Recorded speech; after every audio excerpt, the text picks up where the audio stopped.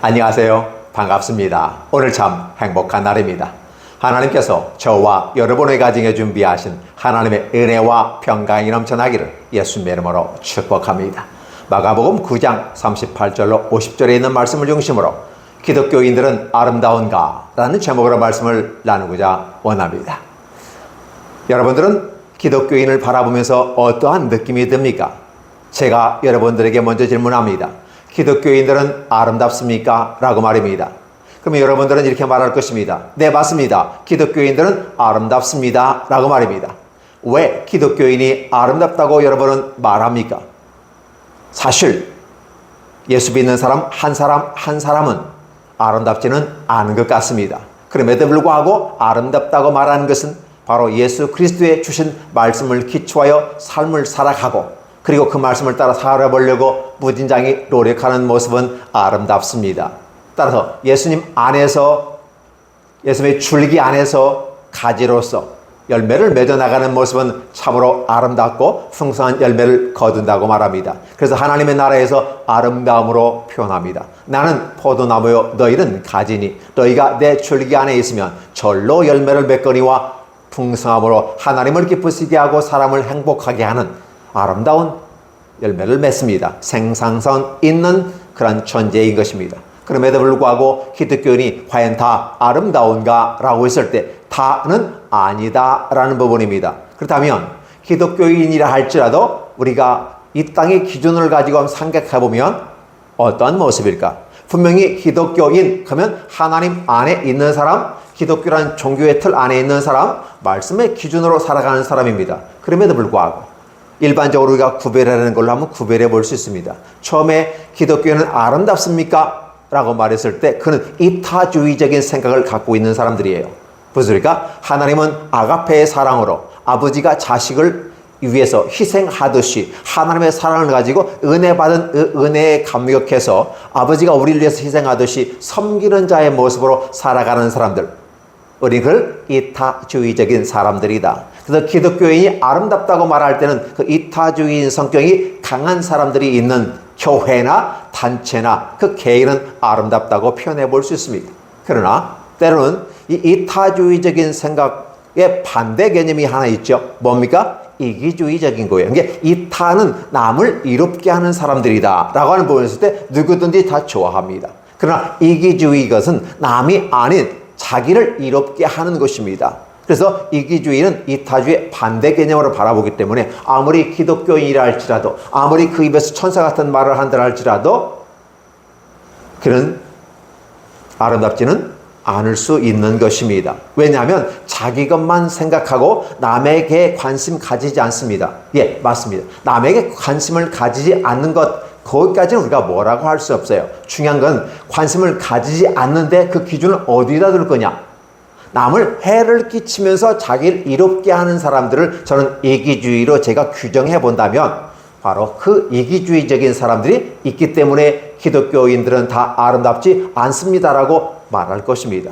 많은 사람들은 그 이기주의적인 성격을 가지고 있는 사람들, 그러한 목사나 장로나 집사, 권찰을 바라보면서, 아니 성도를 바라보면서 그 생각을 가집니다.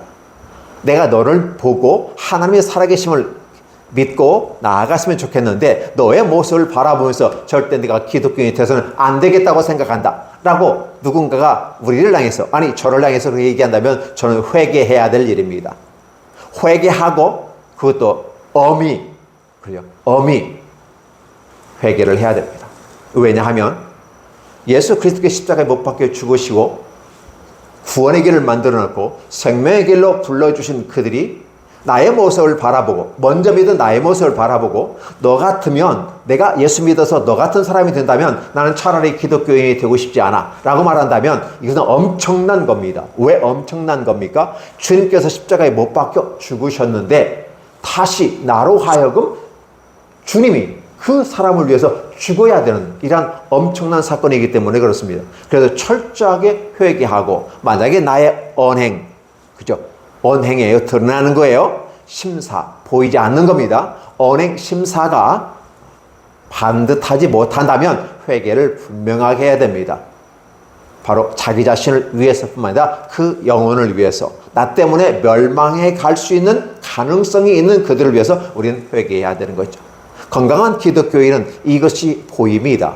그러나 건강하지 않는 기독교인은 내가 왜 회개해야 되는데, 나 혼자 잘 먹고 잘 살면 되는데, 예수님 믿고 복받고 나 혼자 천국 가면 되지, 굳이 다른 사람에게 전해서 그들과 함께 굳이 갈 필요가 있을까요? 아니, 나 혼자 잘 믿고 우리 집만 잘 믿고 우리끼리만 잘 믿으면 되는 거 아니에요? 우리 교회만 잘 믿으면 되는 거 아니에요? 왜 남의 것까지 신경 쓰라고 그럽니까? 내 것도 하기 힘든 상황인데 라고 말하면서 가는 분들이 있어요. 그거야 그럴 수 있는 것 같아요. 근데 문제는 남에게 피해를 주면서까지 예수 믿는 사람이라고 말하며 교회 직분을 사회 속에서 얘기하는 사람들, 교회 내에서 목사님, 장로님, 집사님, 권찰님, 성도님 이렇게 얘기하는 건 괜찮습니다. 그런데 좋을 때는 이러한 것들 아무 문제가 되지 않아요. 그런데 좋지 않은 상황에서 목사님을 얘기하고 좋지 못한 상황에서 장로와 집사와 권사님을 얘기한다면 그런 때는 지혜롭게 그런 말이라도 뺐으면 좋겠다, 개인적으로 그런 생각을 해봅니다. 그래서 기독교인이 이기주의적인 삶을 살아가는 사람도 있다는 사실입니다. 겉으로는 기독교인입니다. 아니, 속도 기독교인인지는 모르겠습니다. 그러나 속 사람까지는 모르겠지만 겉으로는 기독교인이에요. 왜? 예배도 드리고 11조도 하고 기타 헌금도 하고 봉사도 하는 것 같습니다. 그렇기 때문에 겉으로는 기독교인이에요.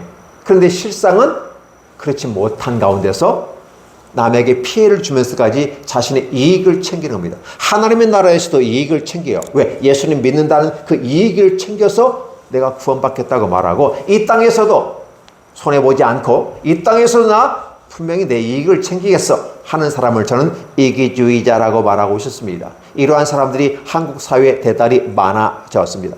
자, 많아졌다는 말을 달리 표현하면 어떻게 할까요? 많아졌다는 말은 예수 믿는 사람들이 많아졌답니다. 이게 소수의 인원이 예수님을 믿었을 때는 많이 두각이 되지 않았어요. 그래서 교회에 대한 신비로움이 있고 교회에 대한 기대치가 있었어요. 그래서 많은 사람이 교회를 동경하고 교회에 가면 어떨까? 나도 예수님 믿으면 괜찮을까? 나도 예수 믿으면 저 사람쯤 되지 않을까? 생각해서 많은 사람들이 모여들기 시작했습니다. 어느 순간에 교회 성장주의가 이루어지면서 온 교회, 온 마을 다 예수 믿으면 좋겠다고 하는 거룩한 뜻을 가지고 가면서 경제적인 원리 속에서 메가 처치가 들어오기 시작했습니다. 그러니까 한국 교회에 수많은 교회들이 생기고 대형 교회들이 세워졌습니다. 그래서 이제 대형 교회 가고 큰 교회 감으로써 자신의 성공의 위치를 가름할 수 있는 교회를 선택하는 그 기준들이 되어져 버렸어요. 이러한 상황 속에서 바라볼 때 과연 기독교인들이 어떤 모습이었다? 죄송합니다만 어중이 떼중이, 예수께서 모여들었을 때 60%의 무리들이 항상, 우리는 그걸 무리들 군중들이라고 합니다. 그들은 제자가 아니었습니다. 따라오는 것입니다. 그 따라오는 것 자체가 잘못된 건 아니지만 그래도 어쨌든 말씀을 듣고 내받으면서 삶을 살아가기 때문에 대단히 유익한 부분이 있어요. 그럼에도 불구하고 그들은 먹을 것을 위해서 어떤 기적들을 바라보기 위해서 오는 사람도 있었다는 사실입니다. 따라서 오늘 한국교회를 바라보면 진정한 20%의 믿음에 굳건히 서서 나아가는 사람들과 아울러서 가능성 있는 이 60%가 모여 80%가 구성되어 있다고 바라볼 수 있습니다. 물론 크고 작음의 약간 기준에 따라 달라질 수 있지만 어쨌든 80%가 한국 교회를 이루고 있다고 볼 수 있습니다. 그러면 나머지 20%는 어디 있나요? 20%는 예수님을 믿었음에도 불구하고 교회 바깥에 있는 사람들이 있습니다. 공동체 바깥에 있는 사람, 우리는 그걸 가나안 성도라고 말하며 교회 안 나가는 사람들을 얘기합니다. 무교주의자들을 얘기합니다. 그러면서 나는 하나님을 믿는다고 말합니다. 상황에 따라서, 여건에 따라서, 개인에 따라서 약간의 차이가 있을 수 있지만 일단은 공동체를 벗어났다고 하는 것은 대단히 위험스러운 일입니다. 그래서 다시 교회에 들어왔으면 좋겠어요. 내가 이 교회가 진짜 마음에 안 들면 다른 교회를 선택해 가시면 돼요.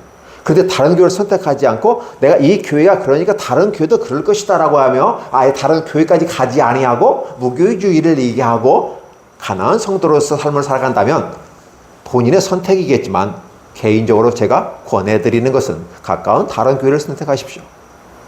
그리고 거기에서 한번 당신이 원하는 말씀에 근거한 교회인지를 테스트해보고 그게 당신과 맞는다면 한번 선택하시고 신앙생활을 다시 공동체 안으로 들어오십시오. 왜냐하면 수많은 목회자가 있고 목회자의 그 철학과 마인드가 약간의 차이가 있을 수 있습니다. 약간의 차이는 괜찮아요. 그냥 큰 차이가 나는 거짓 교사들이 있기 때문에 조심스럽고, 더 나아가서 거짓 교사를 넘어서 이제 이단 사이비들이 있기 때문에 그런 걸 구별해 볼 수 있어야 됩니다. 예수 믿게 되면 거룩한 사람이 됩니다. 거룩하다고 하는 것은 깨끗하다, 깔끔하다 그런 개념의 거룩이 아니라 구별해 볼 수 있는 지식이 생깁니다. 지혜가 생깁니다. 그러니까 하나님의 말씀을 들으면 과연 그 말씀이 그리한가를 생각하고, 이것은 진리가 없어서 겉으로는 진리인 것 같이 말하는데 실상은 깡통이야 라고 하는 부분이 있을 수 있고요. 이는 논리가 있고 정확히 진리를 끝나, 이건 논리성이 있는 것이죠. 그러나 진리인 것처럼 얘기하지만 진리가 아닌 것으로 끝나는 궤변론자들이 있고, 우리는 그걸 거짓 교사들이라고 초대교회부터 시작해서 언급하고 있고, 요즘엔 이단 사입이라는 단어를 쓰게 되는데 사실 그 단어가 좋은 단어는 아니죠. 왜? 그런 단어가 이 세상에서 없어졌으면 좋겠습니다. 그를 쫓아가는 사람도 없어졌으면 좋겠습니다. 거짓 교사에 왜곡된 사람도 없었으면 좋겠습니다. 그럼에도 불구하고 이 땅에는 여전히 20%에 가까운 왜곡된 복음에 끌려가고 미혹되어지고 현혹되어져 가는 사람들이 있다는 사실을 생각해 보면서 좀 안타깝게 생각합니다. 자, 다시 원점으로 다시 돌아와서 우리는 이기주의적인 사람들을 바라봅니다. 그 이기주의적인 성도, 이기주의적인 교회, 이기주의적인 목사가 있는 것처럼 여러분들은 판단이 될 겁니다. 왜냐하면 결과로서 보기 때문에 그렇습니다. 그렇다면 그런 교회는 여러분이 선택하지 않으시면 됩니다. 그럼 여러분들은 어떤 교회를 선택하는 게 좋을까요? 이타주의적인 성격을 하면 되겠죠. 그럼에도 불구하고 이타주의와 이기주의 가운데 있는 사람들이 있어요. 그리고 우리는 자기애에 충실한 사람들, 그죠? 개인주의라고 말합니다. 무슨 소리일까요? 이타주의도 아니고 이기주의도 아니고 오직 나를 위한 것인데 남에게 해를 끼치지 아니하면서 자기 것을 추구하는 개인주의적인 성향이 있어요. 그런데 이 개인주의적인 성향은 기독교적이냐 아니라고 우리는 구별할 수가 없는 게 가운데 지점에 있기 때문에 그래요. 남에게만 해를 끼치지 않으면서 자기 것을 추구하는 것, 이게 이 땅에서 21세기 최상의 아름다운 삶을 살아가는 사람은 아닌가 생각되어집니다. 왜냐하면 자기 것에 충실하고 자기를 사랑하고 그리고 충실하게 자기 성실하게 노력하게 합니다. 남에게 피해를 주지 않는 사람들이에요.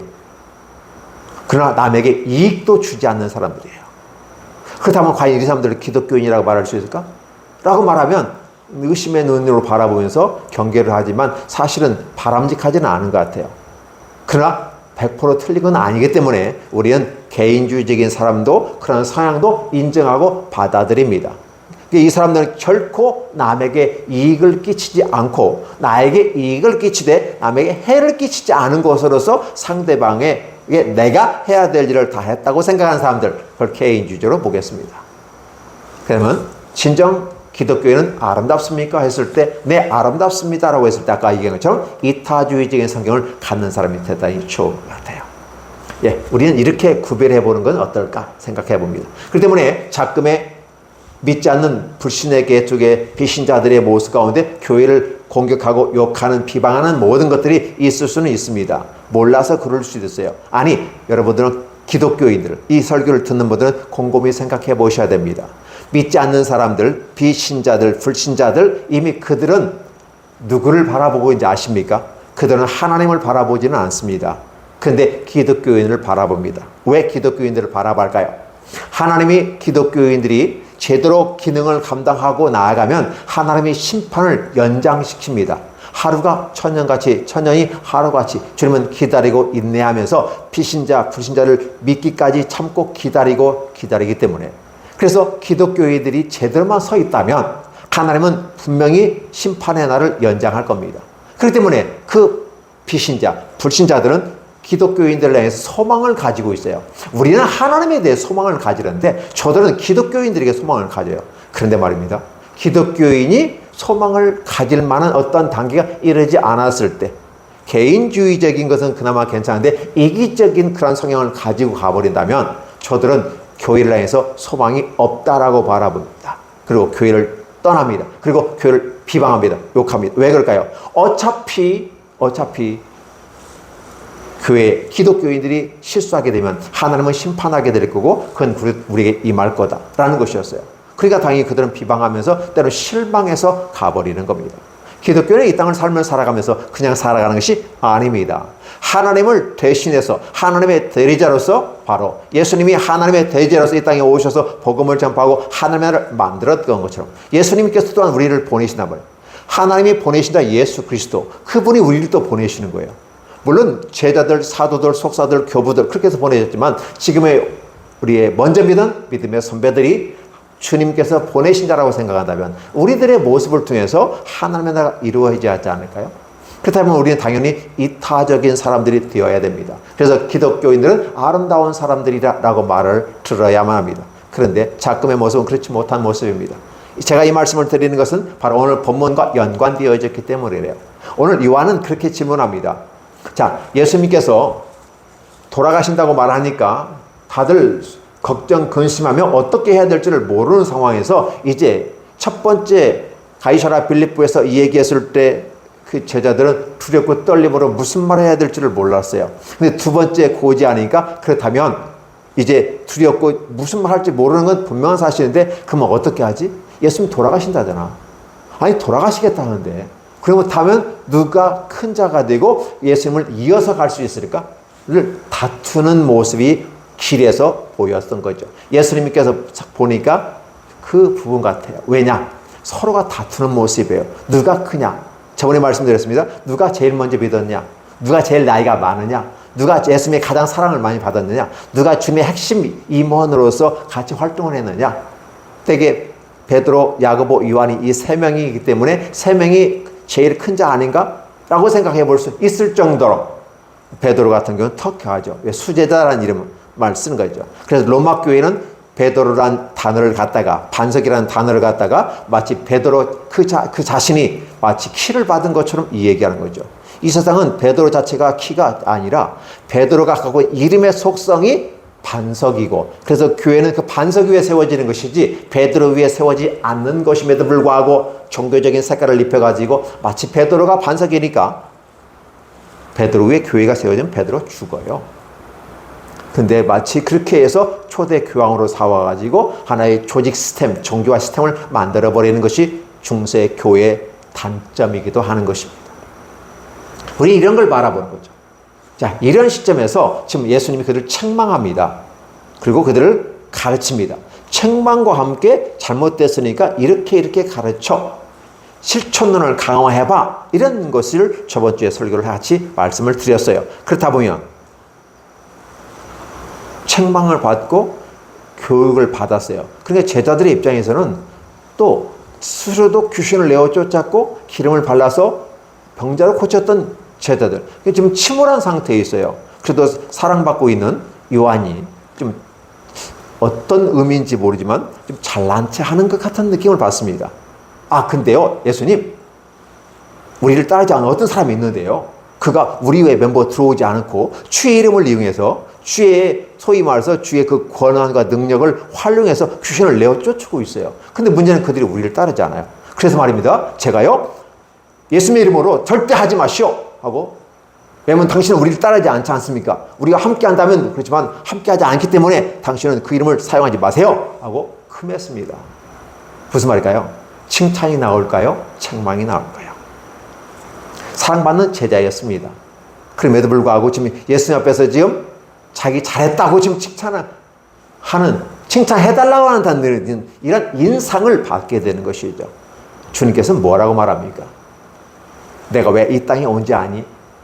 이 땅에 오지 않고도 유대교라고 하는 시스템을 가지고 구원할 수 있었다면 그거로 좋았을 거다. 그건 몽학 선생이고 그것은 초등학문이고. 그래서 또 이에게 일반 학문으로서는 가치가 있지만 특별 은총 속에서 진정한 복음으로서 이 땅에 필요한 자가 와야 되기 때문에 내가 온 것이야. 그래서 결국 유대교를 내가 넘어서서 전 인류를 통합할 수 있는 온 인류를 향한 구원의 길을 제시하는 것이 바로 기독교야.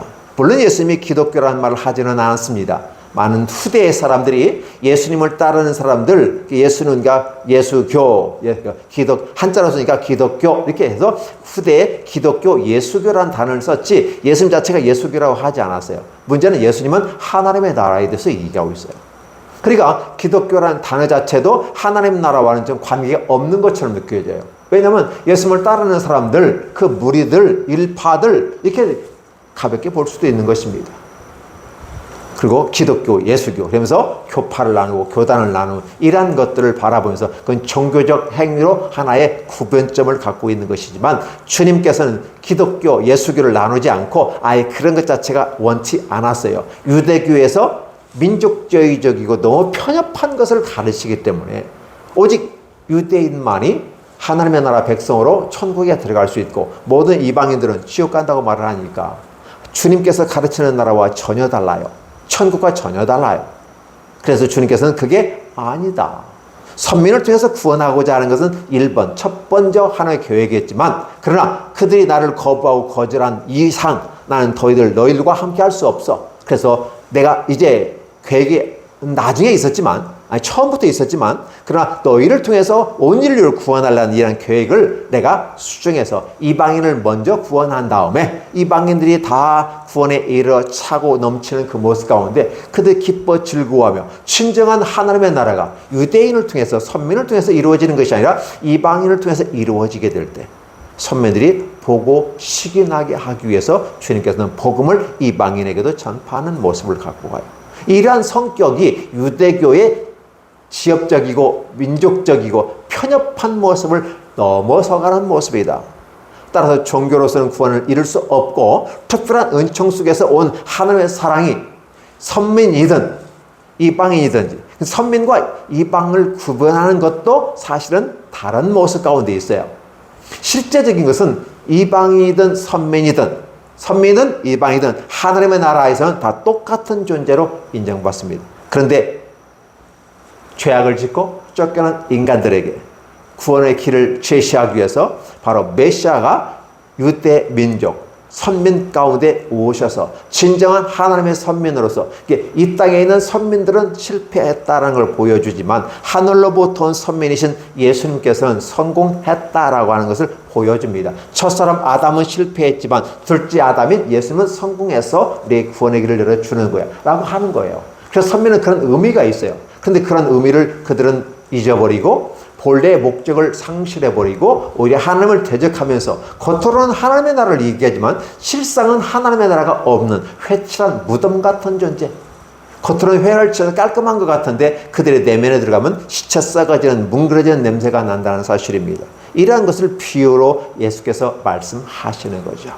그런데 예수님의 제자 중에 한 사람, 사랑받는 사람, 그것도 다른 사람이 아니라 요한 사도가 자기 잘난 척 하면서 제가 한 것, 이거 잘한 거지요? 라고 말하는 것입니다. 예수께서 이르되 금하지 말라. 즉 반대 개념으로 얘기합니다. 너 틀렸어 라는 말을 돌려서 얘기하는 거예요. 금하지 말라. 내 이름을 오리하며 능한 일을 행하는 자 즉시로 나를 비방할 자가 없느니라. 즉 지금 당장 나의 이름을 가지고 행하는 그들은 나 따르는 그 12제자의 무리에 들지 않았을지라도 이 복음을 듣고 이 복음을 따라서 그 복음대로 살아가는 사람들은 제자이든 아니든 누구든지 간에 믿음을 소유한 자로서 나의 이름을 사용해서 귀신을 내어 쫓는 일이라면 나와 함께하는 사람들이다. 따라서 그를 비방하거나 금하지 말아야 된다라고 말하는 것입니다. 근데 이 사도 요한 같은 경우는 그렇게 말하는 것입니다. 우리를 따르지 않습니다. 12제자의 무리에 안 들었습니다. 우리 가운데 임하지 않았습니다. 그러면서 이곳에 들지 않았기 때문에 다른 말로 말하면 우리 유대주의가 아니기 때문에 선민이 아니기 때문에 이런 식으로 편협하게 가르는 것은 하나님의 나라에 합당치 않는 것이다 라고 표현해 주시는 것이죠. 자, 그러면서 주님께서 이제 그래도 요한을 사랑하셨는가 봐요. 크게 책망하다음을 하지 않습니다. 베드로 같은 경우는 어떻게 합니까? 아니 젊은 사람이 죽는다니 무슨 말이야? 그러면서 오히려 책망했거든요. 베드로가 예수님을. 근데 예수님이 거꾸로 베드로를 책망하면서 사탄아 내 뒤로 물러가라. 너는 사람의 일을 생각하고 하나님의 일을 생각하지 않는다 라고 말하면서 베드로는 사탄이라고까지 지칭해버렸어요. 베드로도 충격받았을 것입니다. 자기 딴에는 열심히 해보려고 뭐가 만들어보고 자신들이 만드는 하나님의 나라, 예수님의 가르침을 따라서 그 세계를 만들어보려고 노력했지만 사실은 인간이 만든 똑같은 모습으로 가더라는 것이죠. 하나님의 나라는 그게 아니다. 그게 아니다. 바로 이제는 내가 너희를 위해서 사랑의 희생으로 죽고 다시 살아나야 된다. 3일 만에. 그리고 내가 갈릴리로 먼저 가서 너희를 기다릴 거다. 이 말은 앞으로 미래가 전개될 것이고 나는 죽음으로 끝나는 존재가 아니라 부활하는 존재로 나아갈 것이라는 것을 얘기했음에도 불구하고 여전히 그들은 성숙하지 못한, 완성도에 약간 미치지 못한 모습으로 여전히 존재하고 있습니다. 그래서 여전히 그들도 부족하다. 그 부족함이 여전히 예수님과 함께 채워져 가야 되고 성령님과 함께 채워져야 하지 않겠습니까? 그래서 예수님께서 여전히 제자들을 가르칩니다. 그래서 교회라는 말은 가르치는 교회예요. 에클레시아 해가지고 불러 모은 사람들이 교회예요. 원상에서는 에클레시아에서 세상 가운데서 주님께서 하나님의 말씀을 선포하고 그 말에 응하는 사람들, 반응을 보이는 분들, 그래서 초대되는 사람들, 이게 교회입니다. 그렇다면 그 교회는 어떻게 놔둬야 됩니까? 아니죠. 뭐 해야 되죠? 바로 세워야 됩니다. 어떻게 세워야 됩니까? 하나님 말씀으로 훈련합니다. 하나님 말씀을 들으면서 믿음이 나오기 때문에, 그럼 믿음이 나오기 위해서는 뭐가 돼요? 하나님 말씀을 들어야 되고, 듣기 위해서는 하나님 말씀을 가르치게 되는 것이고, 그래서 모여있는 하나님의 공동체를 우리는 초대된 교회가 있고 가르치는 교회가 있어요. 그 단계 개념으로서 초대된 사람, 비동사 개념으로 하나님의 백성된 사람들로서의 교회가 있고요. 그걸 가르치는 교회가 있고, 그리고 가르쳐서 그들이 믿음에 성장하고 성숙하면서 사역하는 교회로 나아가는 모습도 있다는 사실이죠. 그러니까 교회가 한 가지 모습으로만은 바라보지 말고 단계를 통해서 바라보면서 앞으로 교회는 어떤 모습으로 가게 되는 걸 보는 겁니다. 그래서 교회는 어떤 모습으로 가야 되냐라고요. 자, 교회의 방향은 누구든지 그리스도에게 속한 자라 하여 물 한 것이라도 연약한 자에게 주면 진실로 내가 그 상을 잃지 않겠다. 자, 물 한 그릇이 나옵니다. 근데 또 누구든지 나를 믿는 이 작은 자들 중 하나, 작은 자들, 어린아이를 데리고 있었잖아요. 안고 있으면서 이 아이들 같은 존재, 이 아이 같은 존재야 천국에 들어갈 수 있다라고 가르치셨던 주님께서 바로 그 아이들을 하나라도 실족해 하면 연자맷돌을 목에 매어 바다에 던지는 게 낫다. 이 표현을 쓰게 되죠. 자, 기억해 주세요. 예수 믿는 제자들은 누가 크냐, 누가 대표가 되느냐, 누가 처음이 되느냐, 그렇죠. 누가 first man이 되고 누가 second man이 되느냐, 요게 관심이 있었어요. 그런데 누구나 할 수 있는 물 한 그릇을 대접하는 것. 그 다음에 이 세상에 가장 연약하고 부족한 자라고 보는 어린 아이, 소아죠. 이런 아이에 실족하게 한다면 차라리 연자맷돌 메고 가는 거예요. 제자들의 행동과 판단을 바라보면 어떻게 될까요? 너희들은 지금 연자맷돌 메고 지옥에 가야 돼. 솔직히. 그러나 지금은 훈련의 과정 속에 있고 연습의 과정 속에 있기 때문에 너희들이 바로 이런 것을 깨닫고 나갔으면 좋겠어. 연자맷돌 메고 가는 게 낫다는 말을 하는데 살짝 이게 돌려서 얘기하는 거잖아요. 그렇잖아요. 너희 행동과 판단을 바라보면 진짜 지금 연자맷돌 메고 가야 돼. 그런데 그러면 안 되잖아. 아직은 훈련 중이니까 실수할 수도 있고 넘어질 수도 있고. 예, 맞습니다. 교회라고 하는 부분은 그렇게 실수하고 넘어지는 많은 사람들이 모여서 보다 더 깨끗해져가는 한 걸음 한 걸음 원 스텝을 나해서 미래로 향해서 나아가게 됩니다. 믿음도 초단계에서 중단계에서 고단계, 그죠? 이제 승화된 단계까지 가게 되는 모습으로 나아가야지 않을까요? 자, 그렇다면 그 어린 아이 하나가에게 우리가 나타날 수 있는 다양한 방식은 뭘까요? 우리의 손과 우리의 발과 우리의 눈이 있었다. 그런데 문제는 뭐냐면 내 손과 발과 눈 뭘까요?